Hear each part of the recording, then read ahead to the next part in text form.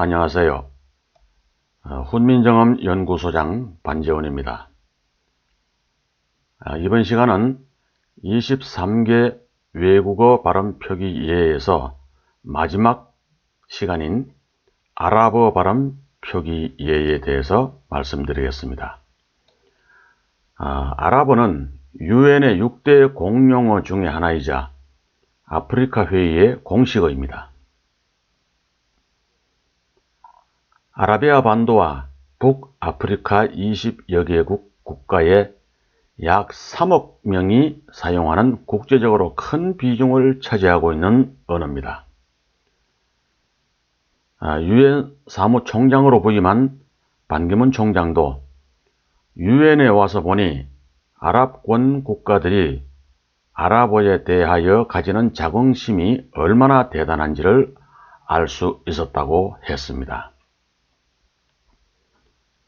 우리 한글의 귀중함을 다시 한번 생각하게 되었다라고 저에게 말씀하신 적이 있습니다. 세계 언어 중에서 아랍어만큼 깊고 짧은 소리를 쓰는 언어도 없습니다. 이것이 우리는 흔히 아레아라고 얘기를 합니다만은 깊고 짧은 소리입니다. 깊고 짧은 소리. 모든 발음의 원초가 되는 깊고 짧은 소리입니다. 깊은 소리라고 했습니다만은 깊고 짧은 소리입니다.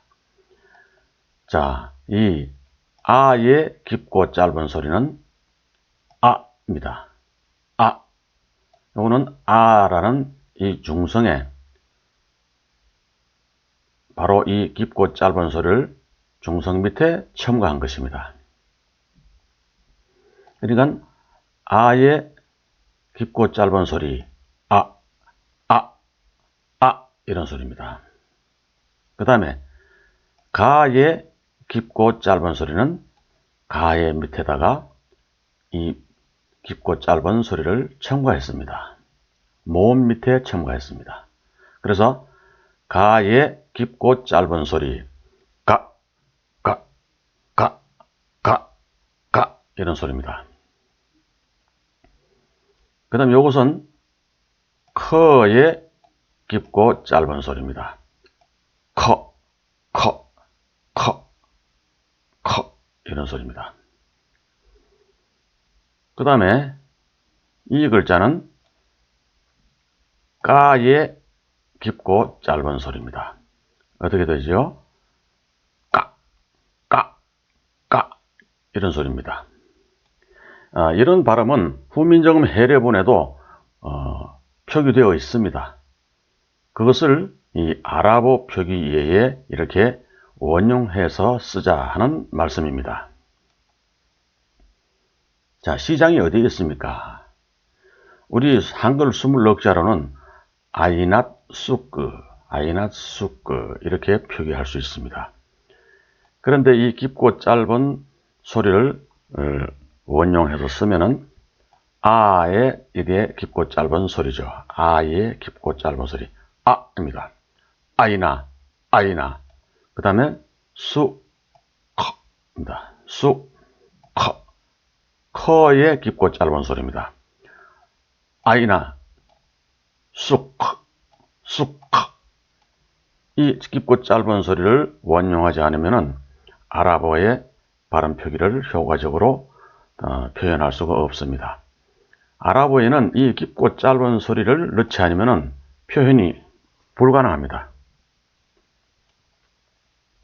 안녕히 가세요. 이런 말은 자, 마살라 마와 알랄리까 마사와 마와 알랄리까인데 다른 글자들은 한글 24개로도 얼마든지 가능하죠. 근데 끝에 까 발음, 까의 깊고 짧은 발음, 알랄리까 이런 발음, 알랄리까 이런 발음은 이 깊고 짧은 발음을 소리를 중성 밑에 원용해서 써서 효과적으로 표기해 보았습니다.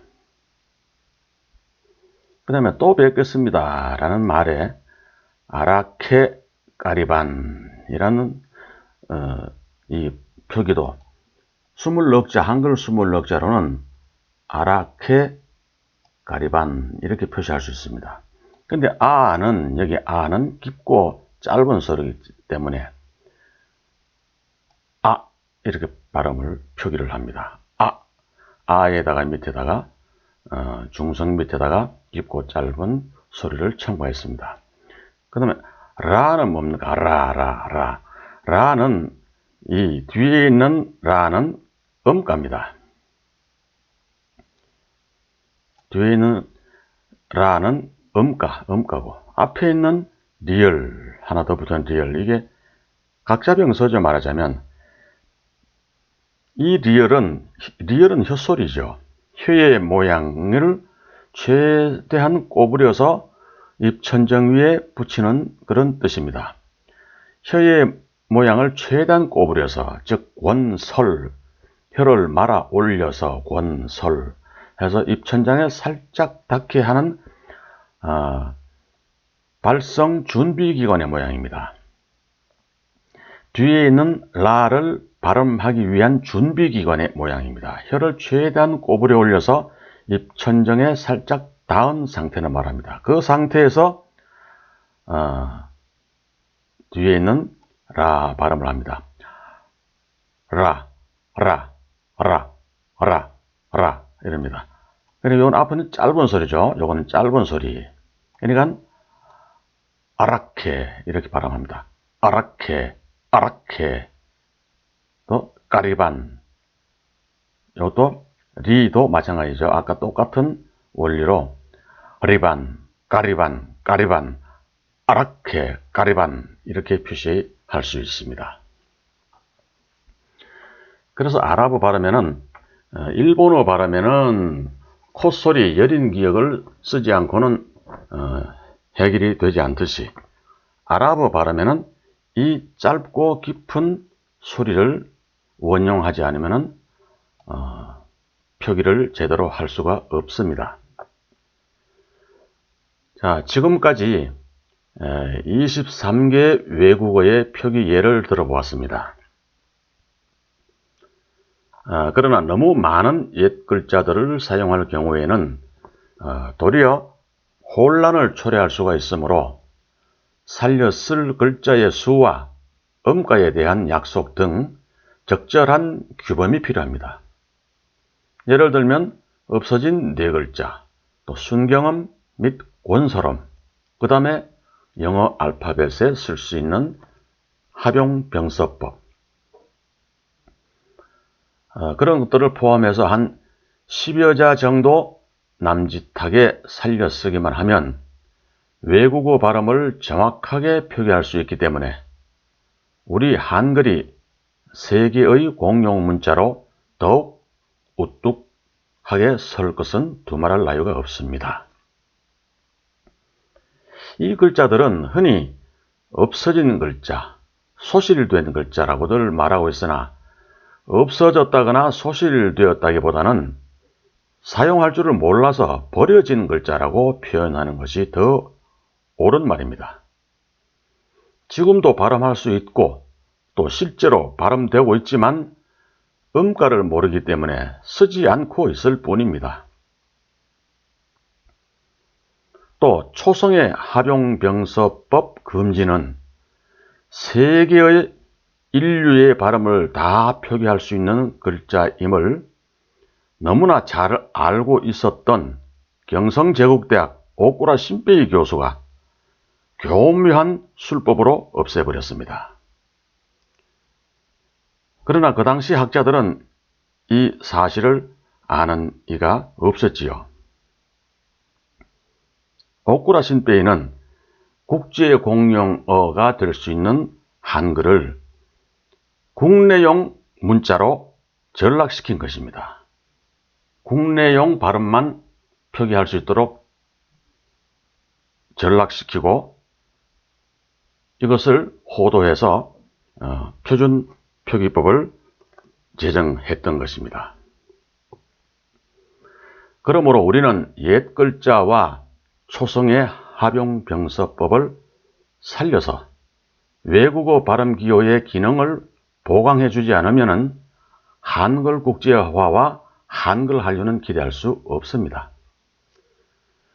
휴대용 전자제품이나 예를 들면 스마트폰 하나를 선택하는 문제에 있어서도 자신이 원하는 기능이 없으면 구매하지 않는데 하물며 자기 나라의 말을 담는 그릇인 문자를 선택하는 데 있어서 자기 나라의 발음을 정확하게 표기할 수 있는 기능이 없다면 아무리 한글이 세계적인 글자라 하더라도 채택하려고 하지 않습니다. 또 한글이 훌륭하다고 아무리 세계화, 공용화를 외쳐도 글자가 있는 나라들이 자기네 고유의 글자를 버리고 한글을 쓴다는 것은 그리 간단한 문제가 아닙니다. 그 민족의 자존심, 외교 문제, 이런 등등 여러 가지 문제를 초래할 수가 있습니다. 다만 자기네 문자가 없는 국가에서는 얼마든지 채택이 가능합니다. 중국의 경우만 하더라도 처음부터 영어 대신 한글을 발음기호로 채택하지 못한 것을 후회하고 있는 언어학자들이 지금도 많습니다. 차라리 옛 주음보호가 더 나았다는 것이지요.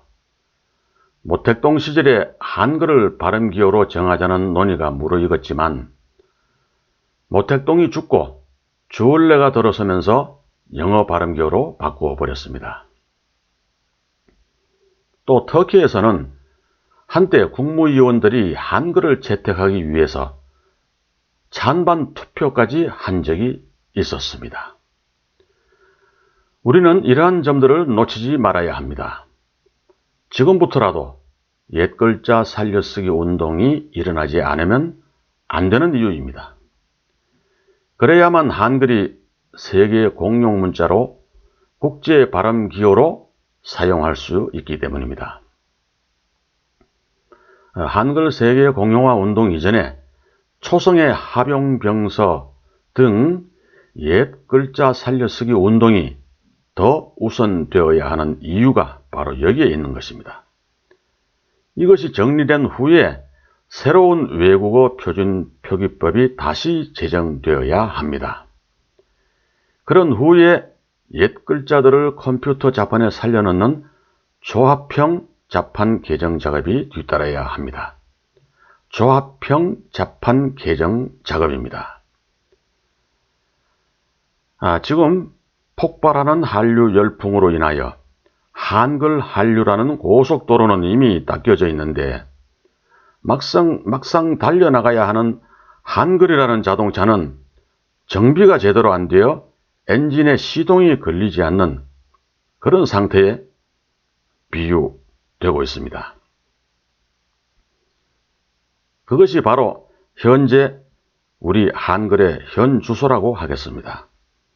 과연 우리에게 진정한 문자 광복이 있었는가 생각해 볼 때입니다. 지금까지 우리나라에 들어와 있는 공식 외국어인 23개 외국어 표기 예를 시청해 주신 여러분께 감사드립니다. 고맙습니다.